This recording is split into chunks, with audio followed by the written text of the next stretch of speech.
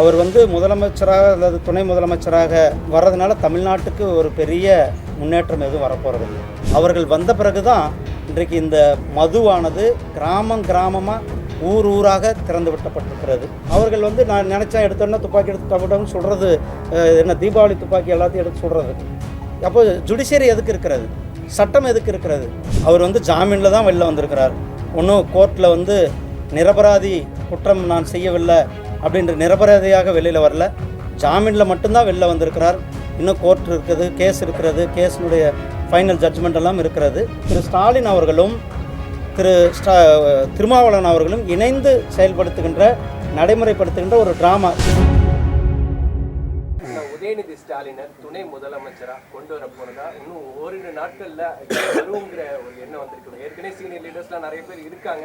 இந்த சமயத்தில் இப்படி இருக்கிறத நீங்க எப்படி நினைப்பாங்க? இங்கே ஆஃபீஸர்ஸ் இருக்கிறாங்க, இருந்தாலும் அரசியல் சம்மந்தமான இது கேள்வி கேட்டிருக்கிறீங்க.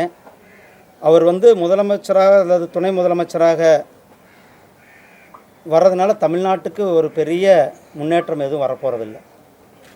தமிழ்நாடு சாராயம் இல்லாத மாநிலமாக மாற்றப் போகிறதில்லை. தமிழ்நாடு ட்ரக்ஸ் இல்லாத மாநிலமாக அவர் ஒன்றும் பெருசாக மாற்ற போகிறார். ஏன்னா அவர்கள் வந்த பிறகு தான் இன்றைக்கு இந்த மதுவானது கிராமமாக ஊர் ஊராக திறந்து விட்டப்பட்டிருக்கிறது.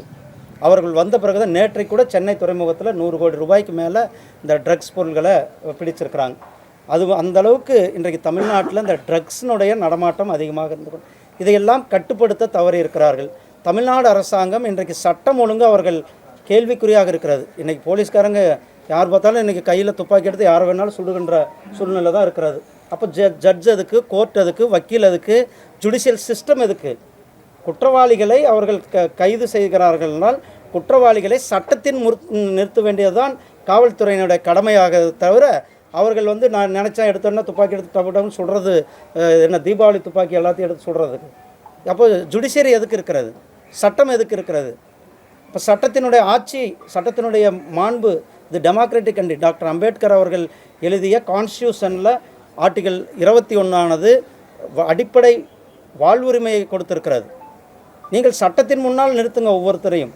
ஆனால் இன்றைக்கு சட்டம் ஒழுங்கை அவர்கள் கெடுத்துவிட்டு இன்றைக்கு ஏதோ ஒருத்தரை துப்பாக்கியில் என்கவுண்டர் போட்டால் இன்றைக்கு சட்டம் ஒழுங்கு சரியாக இருக்கின்ற ஒரு தோற்றத்தை உருவாக்கி கொண்டிருக்கிறார்கள். இதெல்லாம் நடக்காது.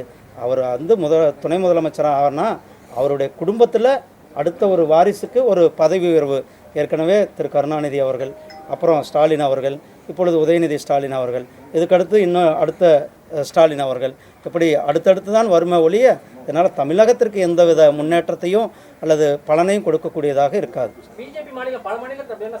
நீங்கள் தமிழ்நாடை பற்றி பேசுங்கன்னா நான் தமிழ்நாடை பற்றி பேசிகிட்டு இருக்கிறேன். நீங்கள் விவாதம்னா தனியாக விவாதத்தை வச்சுக்கலாம். இது ப்ரெஸ் மீட்டு, உங்கள் லாங்குவேஜ் நான் சொல்கிறேன், புரியுதா? அதாவது இந்த வந்து சட்டத்தின் ஆட்சி நடக்கிற மாநிலம் இந்தியா முழுவதும். இங்கே வந்து இந்திய அரசியலமைப்பு சட்டம் இருக்கிறது, கோர்ட் இருக்கிறது, ஜட்ஜ் இருக்கிறாங்க. நீ வந்து தண்டனை கொடுக்கறதுக்கு நீ போலீஸாக்கோ அல்லது அரசாங்கத்திற்கோ பவர் கிடையாது. குற்றவாளியை கொண்டு வந்து கோர்ட்டில் நிறுத்துங்க. கோர்ட்டு தான், அது எந்த குற்றவாளியாக இருந்தாலும் கோர்ட்டு தான் அவர்களுக்கு தண்டனை கொடுக்க வேண்டும், அல்லது மீடியா தண்டனை கொடுக்க முடியாது.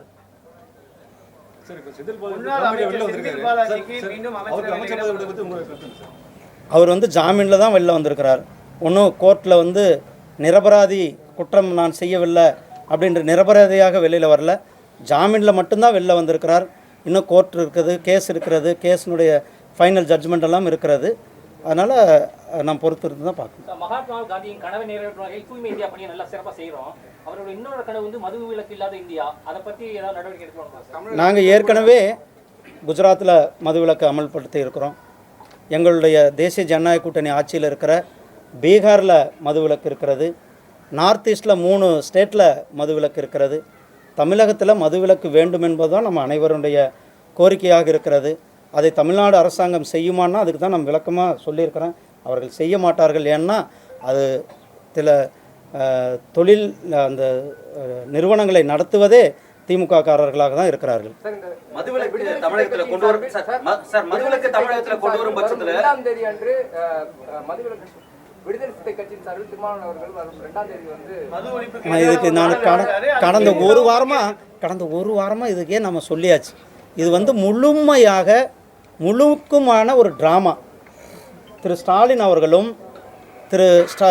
திருமாவளவன் அவர்களும் இணைந்து நடைமுறைப்படுத்துகின்ற ஒரு ட்ராமா. வெளிநாட்டுக்கு போனார், 17 நாள் முதலீடுக்காக போனார். அந்த முதலீடு இங்கே வரல, சரியான முதலீடுகள் வரல. அந்த முதலீடுகளிலிருந்து மக்களை திசை திருப்புவதற்காக அவர் அங்கிருந்து கிளம்புறதுக்கு 2 நாளைக்கு முன்னாடி இந்த ட்ராமா அரங்கேற்றப்பட்டது. அந்த ட்ராமாவுடைய முடிவு 2ஆம் தேதி அன்னைக்கு நடக்கிறது. இதுபோன்ற செய்திகளை மேலும் தெரிந்து கொள்ள எங்களது யூடியூப், ஃபேஸ்புக் மற்றும் ட்விட்டர் ஆப்களை சப்ஸ்கிரைப் செய்யவும்.